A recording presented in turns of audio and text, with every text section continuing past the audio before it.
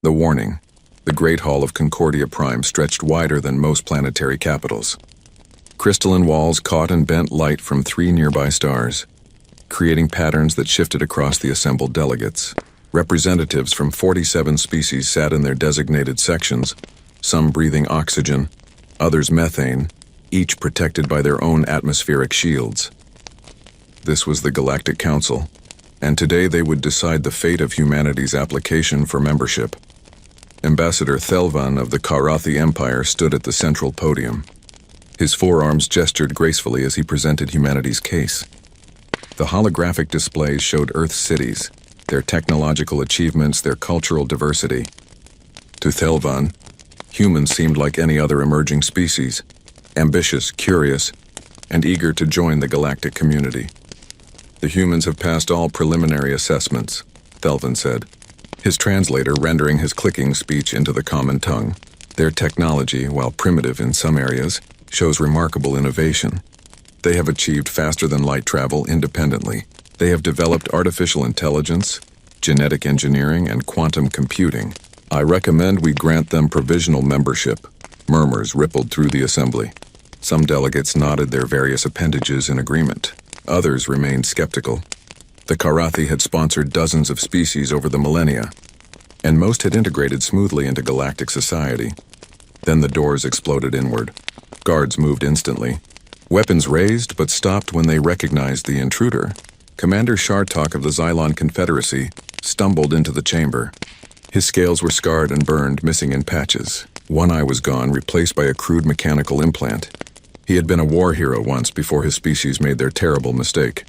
You cannot allow the humans into this council. Shartok's voice echoed through the hall. His translator crackled with interference, damaged like everything else about him. I came here to warn you. You must reject them. You must push them away and never provoke them. Counselor Vextra of the Zephyron hegemony laughed, a sound like grinding metal. The Zephyron were massive beings, each standing 3 meters tall with armored exoskeletons. They had conquered 40 systems and had never known defeat. The Xylon Confederacy grows more pathetic every cycle. First you lose a war to primitives, and now you interrupt our proceedings with paranoid ravings. You don't understand. Shartok limped forward, and the guards let him pass. Everyone knew his story. 30 years ago, the Xylon had encountered humans at the edge of mapped space. A territorial dispute had erupted over a mineral-rich asteroid field. The Xylon, confident in their superior numbers and technology, had attacked a human mining station. They killed everyone aboard, 347 miners and their families. The humans had responded with a fury that stunned the galaxy. They hunted us, Shartok continued, his voice breaking. For 30 years they hunted us. We tried to make peace. We offered reparations. We offered territory. They refused everything. They said we had killed their children and now they would kill ours. Spare us the war stories, another counselor called out. Your species attacked first. You paid the price for aggression. That's how conflict works. No. Shartok slammed his fist on the nearest surface. You don't understand what they are. Every other species in this galaxy fights until it's unprofitable. Until the cost becomes too high. Until surrender offers a better outcome than continued war. Humans don't think that way. They fight until they win, or until they're extinct. There is no middle ground. Ambassador Thelvan tried to restore order. Commander Shartok, your concerns are noted, but the humans have been peaceful in all our interactions. They seek trade, cultural exchange, and mutual defense. They are not the monsters you describe. Because you haven't given them a reason to be. Shartok pulled up his own holographic display, showing burned Xylon worlds. We thought we were teaching them a lesson when we destroyed that mining station. Instead, we awakened something terrible. They tracked down every ship, every commander, every politician who had anything to do with the attack. They didn't just defeat our military. They dismantled our entire civilization. Then perhaps you shouldn't have attacked them, Vextra said coldly. The Zephyron have crushed dozens of upstart species. The key is overwhelming force applied immediately. Show them the futility of resistance and they submit. It's basic military doctrine. That's what we thought. Shartok was pleading now. We sent our entire fleet after their response.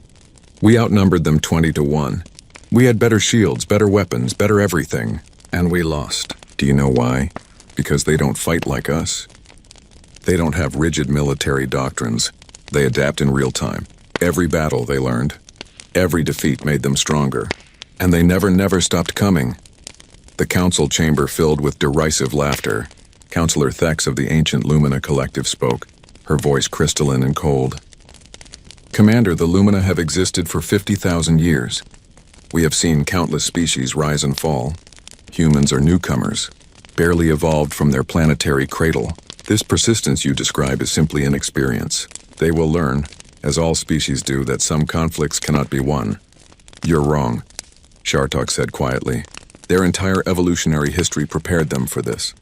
On their world, the predators who gave up starved.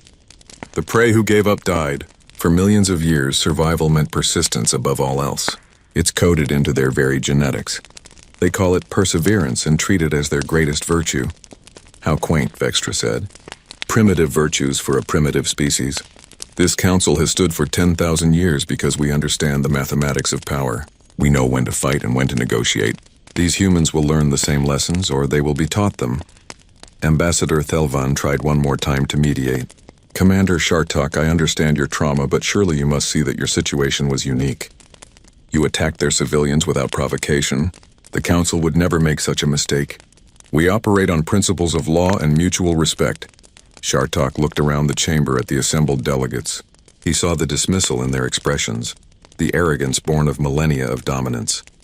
They had no concept of what humanity represented because they had never encountered anything like them before. I came here because I thought you deserved a warning, Shartok said. My people are scattered now, refugees among the stars. We live in fear that somehow, somewhere, a human will discover one of our hidden colonies and finish what they started. They told us they would hunt us forever, and we didn't believe them either. Not until it was too late. This council will not be intimidated by ghost stories, Vextra declared. Guards, remove this broken creature from our presence. As the guards escorted Shartok out, he turned back one last time. You're making a mistake. The worst mistake in galactic history. I pray to the old gods that you never learn the truth of my words. But I fear you will, and when that day comes, remember that someone tried to warn you. The doors sealed behind him and the council returned to its deliberations. Within an hour, they had reached their decision. Humanity's application for membership was denied. Furthermore, economic sanctions would be imposed. The humans needed to be contained, civilized, taught their place in the galactic order. Ambassador Thelvan cast the only dissenting vote, though he couldn't say exactly why. Something in Shartok's eyes had disturbed him, not fear, but the terrible certainty of someone who had seen the future and knew there was no way to prevent it. The message was transmitted to Earth within the day. The humans received it in silence. That silence, Thelvan would later reflect, should have been their first warning. The provocation Admiral Cathresh of the Zephyron hegemony studied the tactical display with satisfaction. Before him floated a holographic representation of Mars, humanity's first colony world. 3,200,000 humans lived there, most in the massive domed cities that dotted the rust-colored surface. They had no idea what was coming. All ships report ready, Admiral, his tactical officer announced. Cathresh nodded, his armored plates shifting with the movement. The Zephyron had built their empire on swift, brutal demonstrations of power. When a species needed correction, you didn't negotiate or issue warnings. You struck hard enough that they never forgot the lesson. The Council has been too soft, Cathresh said to his officers. Sanctions and diplomatic pressure mean nothing to primitives. They understand only strength. Today we teach humanity its place in the galactic order. Admiral, we're receiving a transmission from the human colony. They're asking us to state our intentions. Ignore it. Commence bombardment. The Zephyron battle group consisted of 37 warships, each one larger than anything humanity had built. Their plasma cannons could burn continents. Their kinetic weapons could crack planetary crusts. Against the few orbital defense platforms Mars possessed, the outcome was never in doubt. The bombardment lasted 4 hours. When it ended, Mars's domes were shattered, its atmosphere venting into space. 3,200,000 humans died that day. Men, women, children. The Zephyron made no distinction. This was a message written in blood and fire. Cathresh recorded a message and broadcast it across all human frequencies. Attention, humans of Earth.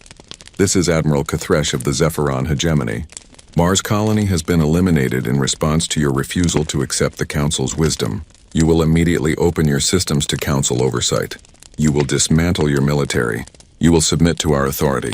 Failure to comply within one planetary rotation will result in similar action against Earth itself. You have been warned. The message was transmitted simultaneously to the Galactic Council. Let them see Zephyron efficiency, Kathresh thought. Let them see how to handle upstart species properly. Earth's response came within 6 hours. It was brief. Message received.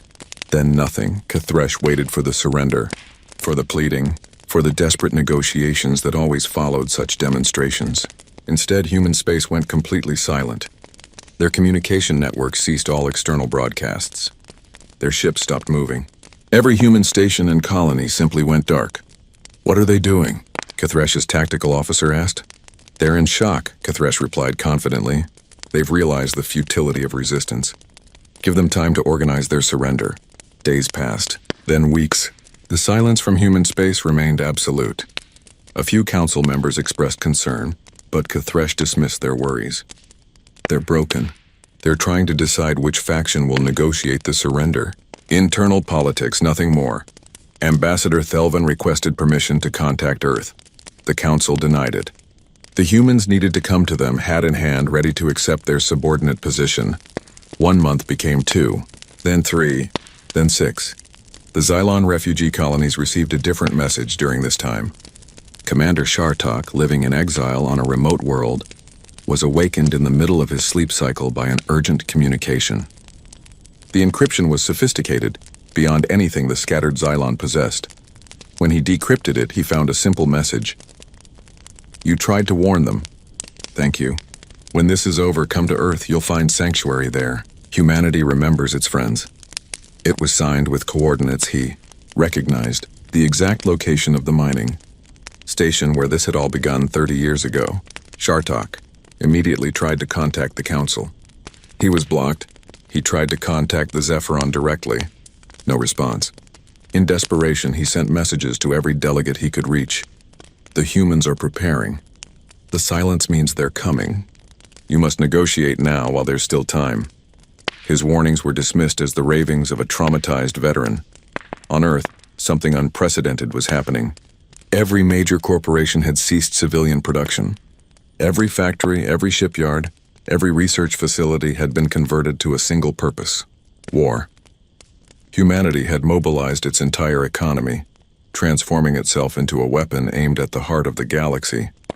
But it wasn't the frantic preparation of a desperate species. It was methodical, calculated. Human scientists analyzed every scrap of data they had collected on galactic species over decades of observation. They identified weaknesses in Zephyron armor. They studied Council fleet tactics. They developed weapons specifically designed to counter technologies they had only recently learned existed. The human military, small by galactic standards, was reorganized from the ground up. Traditional command structures gave way to something more fluid, more adaptive. Every officer, every soldier was taught to think independently, to innovate under pressure. Because that's what humans did best. They adapted. In orbital shipyards around Earth, Jupiter, and Saturn, new vessels took shape. They were smaller than Council warships, but faster, more maneuverable, and they carried weapons that would surprise the galaxy. Railguns that could punch through shields designed to stop energy weapons. Missile swarms controlled by AI that learned and adapted in real time. And most terrifying of all, boarding pods designed to deliver human marines directly into enemy vessels, a tactic every other species considered insane. 6 months after the destruction of Mars, the silence broke. A Zephyron patrol encountered a human fleet at the edge of their territory. Kathresh, monitoring from his flagship, felt a moment of triumph. Finally, the humans were surrendering. He opened communications, ready to accept their submission. Instead, he heard, "This is Commodore Sarah Chen of the United Earth Defense Force.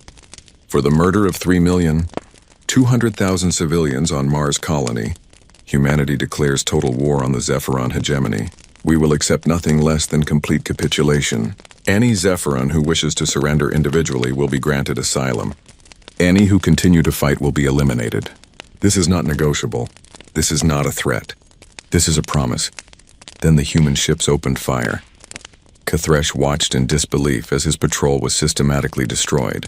The human vessels moved like nothing he had ever seen. Erratic, unpredictable, yet coordinated. They targeted weapon systems first, crippling his ships before destroying them. The few that tried to escape were hunted down. Within an hour, the entire patrol was gone. The humans broadcast the engagement across all channels, ensuring the galaxy witnessed the Zephyron defeat. All fleets, converge on human space, K'thresh ordered. We will crush this rebellion immediately. But the humans didn't wait for the Zephyron to gather their strength. They struck next at a Zephyron fuel depot, then a supply station, then a minor colony. Each target was carefully chosen, strategically important but lightly defended. The Zephyron fleet chased shadows while their infrastructure crumbled. And with each victory, the humans broadcast the same message. We are coming for those who gave the order. We are coming for Admiral K'thresh. We are coming for every counselor who sanctioned this attack. You killed our children. Now we will follow yours to the end of the universe. The Galactic Council convened an emergency session. For the first time in millennia, they felt something they had almost forgotten. Fear. Admiral K'thresh, in his flagship, finally understood what Commander Shartok had tried to tell them. The humans weren't fighting a war. They were executing a sentence. And they would not stop until judgment had been delivered. The silence from human space hadn't been shock or despair. It had been preparation. Humanity had spent 6 months transforming itself into exactly what the galaxy feared most. An enemy that would never, ever stop. The hunt begins. The Zephyron military base on Kelestharp was considered impregnable. Massive shield generators protected it from orbital bombardment. Anti-ship batteries could target vessels thousands of kilometers away. An entire division of Zephyron ground forces maintained garrison there. It was a fortress that had stood unchallenged for 2 centuries. The humans destroyed it in 17 minutes. They didn't announce their arrival. They didn't demand surrender. The first indication of attack was when the shield generators exploded simultaneously from within. Human infiltration teams had been in position for days, studying the base, learning its rhythms, waiting for the optimal moment. The moment the shields fell, the orbital strike began. But these weren't the plasma weapons or kinetic bombardments the Zephyron expected. The humans dropped what they called rod-from-God projectiles, simple tungsten rods accelerated to incredible velocities. No shields in the galaxy were designed to stop solid matter moving at orbital speeds. The base was rubble before the garrison even understood they were under attack. This pattern repeated across Zephyron space. The humans didn't fight fair. They didn't engage in honorable combat. They struck like predators, silent, sudden, devastating. Then they vanished before reinforcements could arrive. They're avoiding our main fleet, Admiral K'thresh observed, studying the tactical map. Red markers indicated destroyed or damaged facilities. There were dozens now, scattered across the hegemony. They know they can't defeat us in direct combat, so they nibble at the edges like scavengers. His tactical officer wasn't so sure. Admiral, the targets aren't random. They've hit every major fuel depot in the outer systems. They've destroyed 17 supply convoys. They've systematically eliminated our forward operating bases. They're not avoiding a fight, they're preparing for one. Nonsense. We outnumber them 100 to 1. That's what the Xylon thought, sir. K'thresh struck the officer, sending him sprawling. Never compare us to those failures. The Zephyron are the finest military force in the galaxy. These humans are raiders, nothing more. When we find their home, we'll burn it like we burned Mars. But finding human ships proved impossible. They didn't operate from fixed bases anymore. Their fleet was completely mobile, supplied by ships that appeared from nowhere and vanished just as quickly. Human vessels didn't have traditional life support systems. The crews wore sealed suits, allowing their ships to vent atmosphere and run cold, making them nearly invisible to sensors. The psychological impact was devastating. Every Zephyron commander knew the humans were out there, watching, waiting. But they never knew when or where the next strike would come. Paranoia spread through the fleet. Ships opened fire on sensor ghosts. Officers saw enemies in every shadow. Then the humans introduced a new terror. The message torpedoes. These weren't weapons. They were communication devices shot directly at Zephyron vessels. They contained recordings from Mars colony, the final moments of the humans who died there. Children crying for parents. Families huddled together as the atmosphere vented. the screams of 3 million people. Each torpedo ended with the same message. You will answer for this. Every single one of you. Some Zephyrin crews went mad. Others deserted. A few even surrendered to human forces, seeking the asylum that Commodore Chen had promised. The humans kept their word. Surrendered Zephyron were treated according to the rules of war, given medical attention, adequate food, and safe internment. This was broadcast across the galaxy. The message was clear. The humans weren't monsters. They were just implacable. Surrender and live, fight and die. The Galactic Council watched the Zephyron hegemony crumble and finally understood their mistake. Emergency sessions convened daily. Various species offered to mediate. The humans rejected every attempt. There's nothing to mediate, Admiral William Foster, the overall commander of human forces, told the Council representatives. The Zephyron murdered 3 million civilians in an unprovoked attack. That debt will be paid in full. Every ship, every weapon, every soldier that participated in or supported that attack will be eliminated. When the Zephyron leadership surrenders unconditionally, when they stand trial for their crimes, then and only then will we negotiate terms. You're demanding regime change, Ambassador Thelvan protested. The Council cannot allow one species to dictate the government of another. The Council allowed the Zephyron to commit genocide, Foster replied coldly. You sanctioned our people, isolated us, created the conditions that made them think they could attack us with impunity. You're complicit. All of you. Be grateful we're choosing to punish only those directly responsible. This is madness, another counselor shouted. You're one species against the galaxy. You cannot sustain this war. We're not trying to sustain it. We're trying to win it. And we will. Because unlike you, we don't calculate cost versus benefit. We don't weigh profit against loss. You killed our children. We'll hunt yours to the end of the universe if we must. That's not a negotiating position. That's a fact. The Council tried offering the Zephyron sanctuary. Several species opened their borders, allowing Zephyron civilians to flee the human advance. The humans tracked them anyway. A Zephyron transport carrying refugees entered Karathi space, seeking protection. The Karathi fleet moved to intercept human pursuit ships. Commodore Chen opened communications with Ambassador Thelvan personally. Ambassador, we have no quarrel with the Karathi, but those ships contain war criminals. Surrender them to us or move aside. We will not ask twice. You dare threaten us? The Karathi Empire has stood for 10,000 years. Then it would be a shame to end it over ships full of genocidal murderers. Your choice, Ambassador. But choose quickly. My Marines are already launching.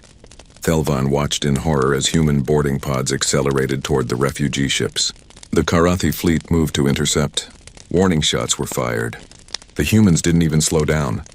They're insane, his tactical officer whispered. They'll die before they reach the transports. But the boarding pods weren't trying to survive.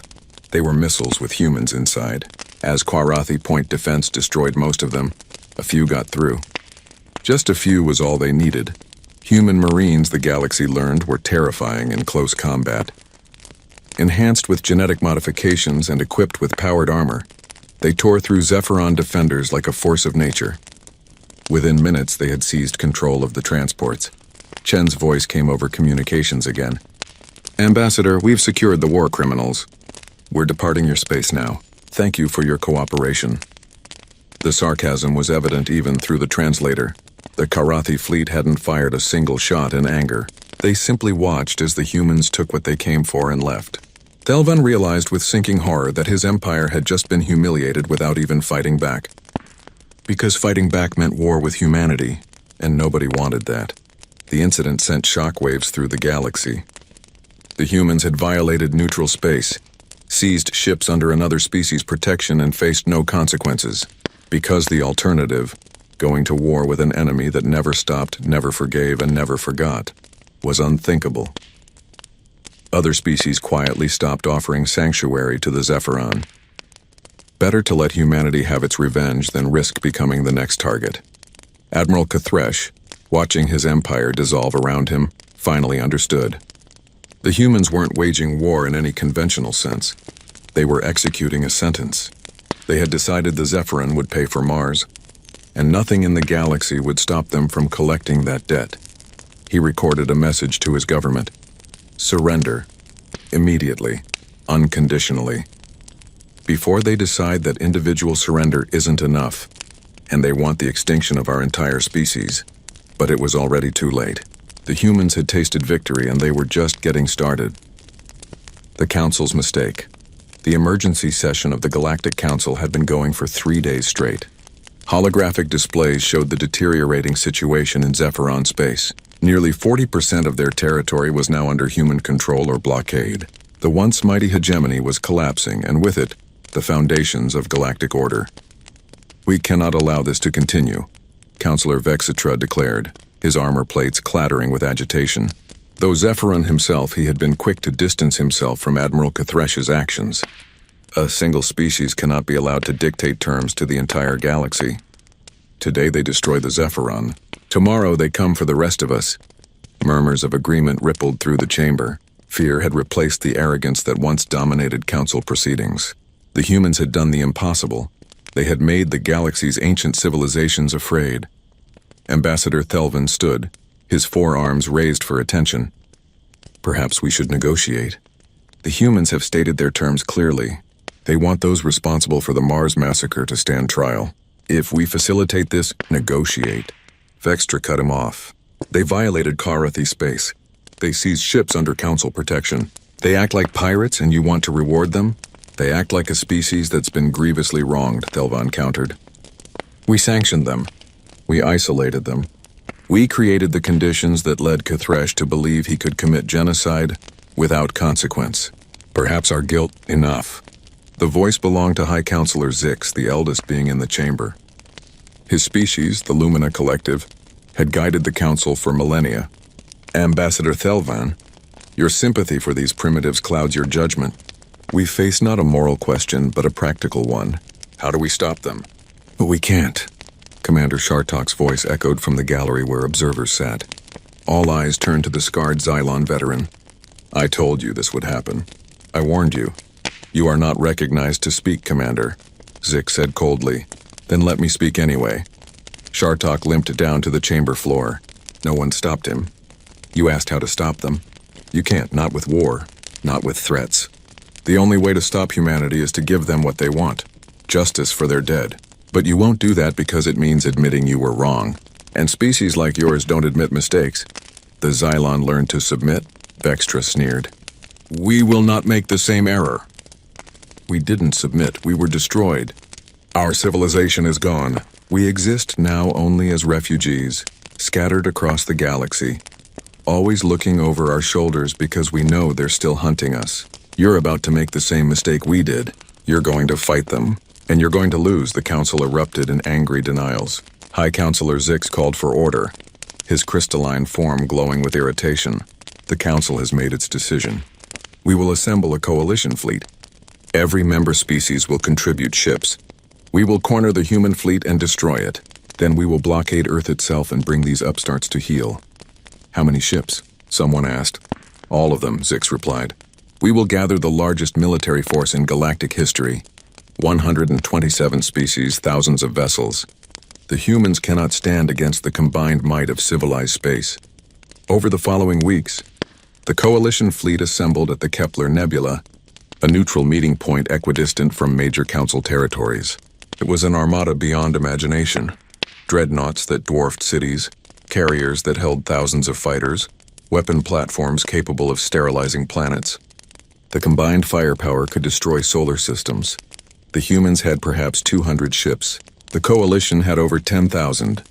"They'll run," Admiral Brextar, the coalition commander, predicted confidently.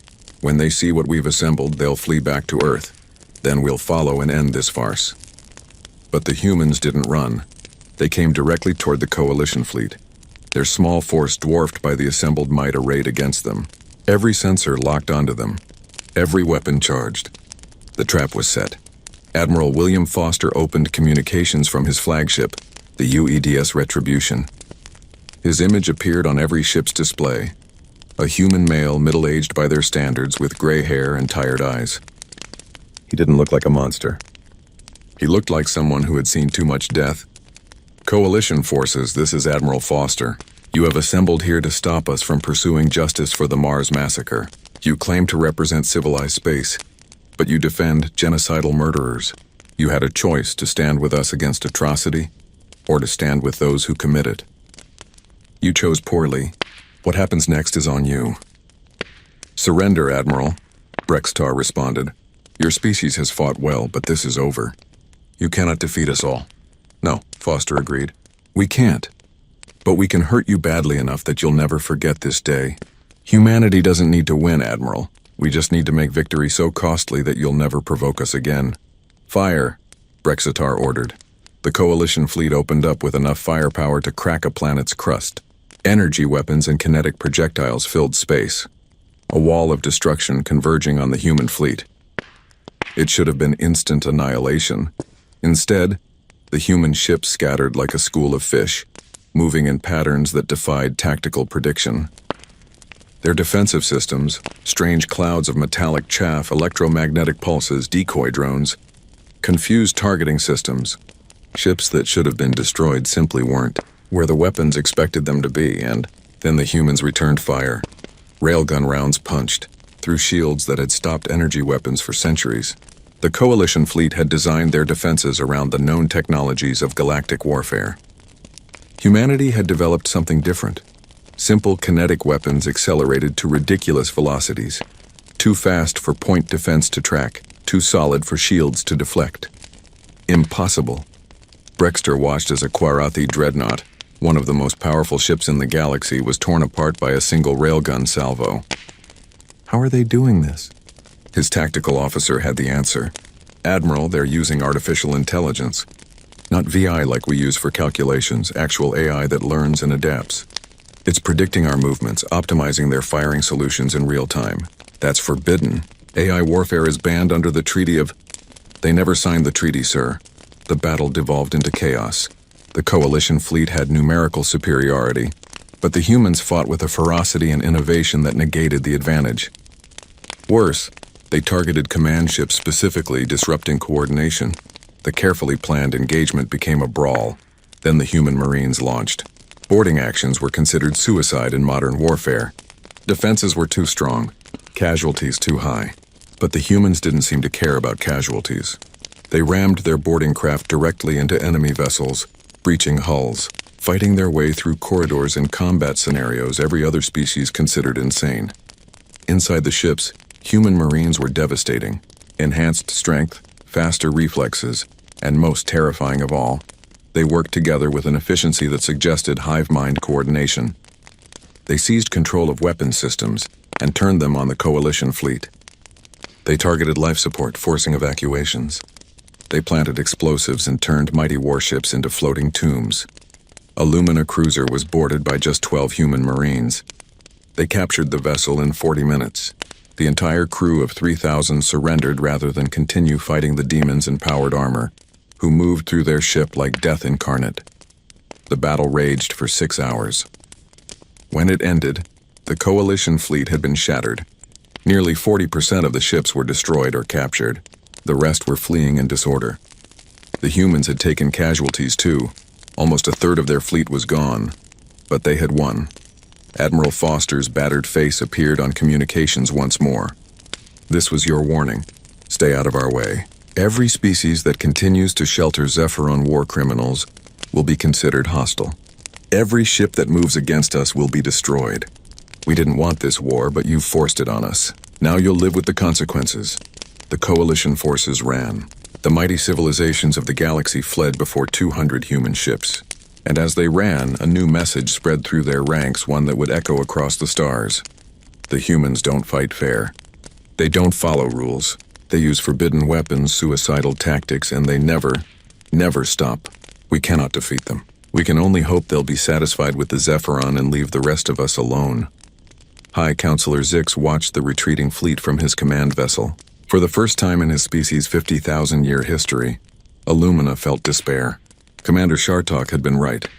They had awakened something terrible, and now there was no way to put it back to sleep. Until it was too late. 20 years had passed since the Battle of Kepler Nebula. The galaxy was unrecognizable. The Galactic Council no longer existed. The Grand Chamber on Concordia Prime stood empty, its crystalline walls dark and lifeless. The species that once ruled the stars were too busy defending their own worlds to maintain the illusion of unified government. The age of galactic civilization was over, replaced by an era of human dominance. The Zephyran hegemony was gone. Not just defeated, extinct. Humanity had hunted them across 3 generations, tracking down every ship, every colony, every individual who bore Zephyran genetic markers. It took 15 years, but they succeeded. The last Zephyran died on a remote ice moon, cornered by human marines who had spent their entire lives training for that moment. When it was done, humanity broadcast a simple message to the galaxy. Justice has been served. Mars is avenged. Let no species ever doubt that humanity keeps its promises. Other civilizations scrambled to make peace. Some succeeded. The Karathi Empire, humbled but not destroyed, had sworn fealty to humanity in exchange for protection.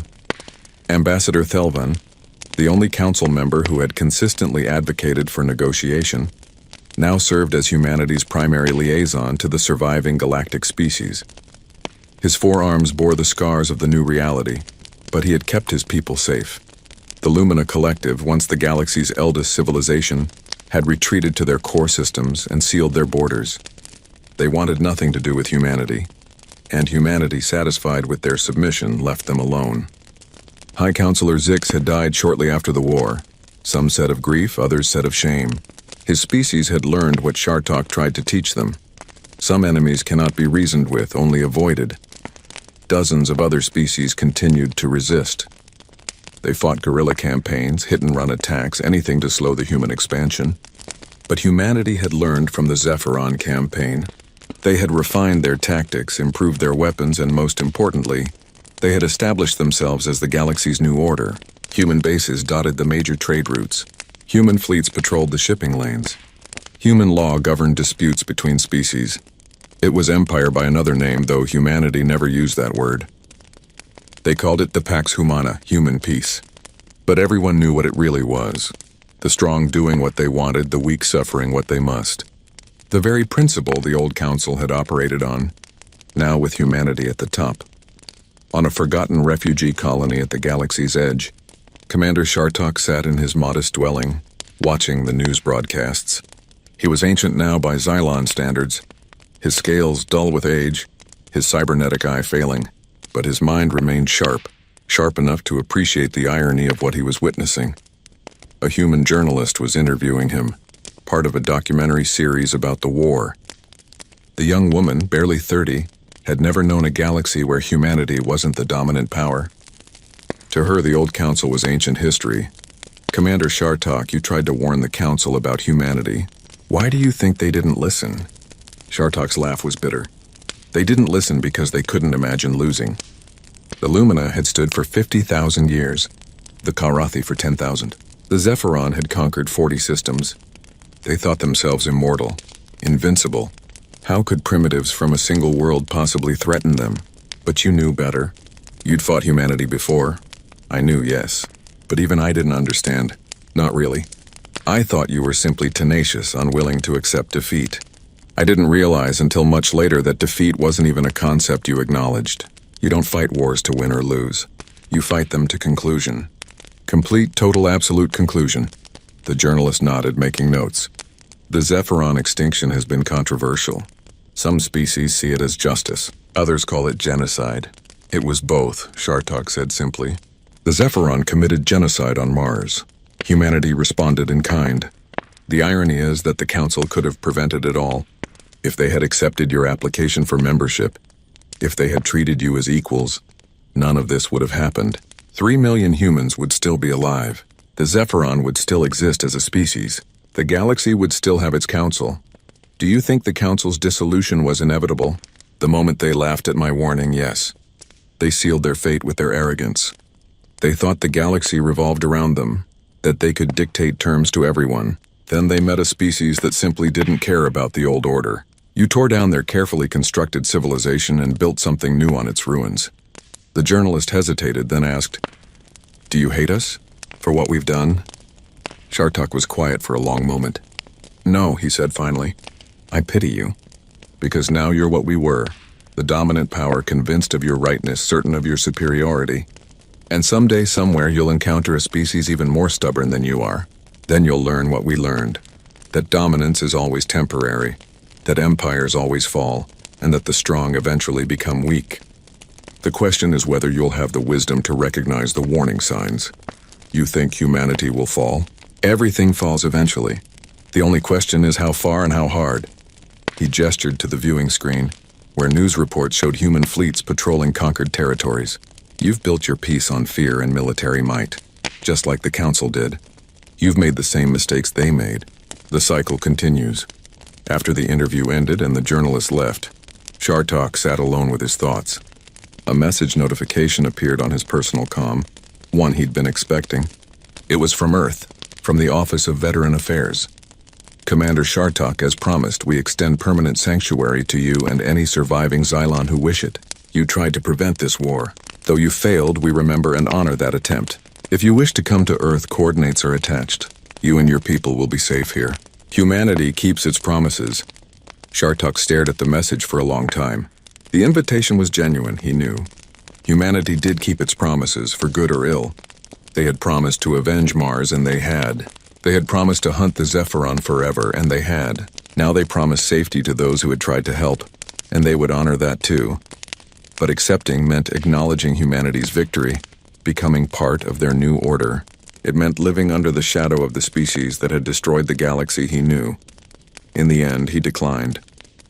Better to live out his remaining years in obscurity, a relic of a bygone age, than to participate in the empire that had risen from the ashes. His final act was to record a message, to be broadcast across the galaxy after his death. In it, he spoke directly to the species of the future whenever they might exist. I am Commander Shartok of the Xylon Confederacy. I witnessed the fall of the Galactic Council and the rise of human dominance. I tried to warn them what was coming. They laughed. They thought themselves invincible. They learned too late that the galaxy belongs not to the oldest or the strongest, but to those too stubborn to accept defeat. My warning to you, whoever you are, whatever age you live in, when you encounter a species that fights not for profit or glory or territory, but for abstract concepts like justice and revenge, do not provoke them. When you meet beings who pass grudges down through generations like family heirlooms, who teach their children to remember every slight and every loss, leave them alone. The Council laughed at my warning. They said humans would learn, as all species do, that some conflicts cannot be won. They were wrong. Humans don't learn to accept loss. They learn from loss, adapt because of it, grow stronger through it. Every defeat makes them more dangerous. Every setback teaches them new tactics. We thought we were fighting warriors.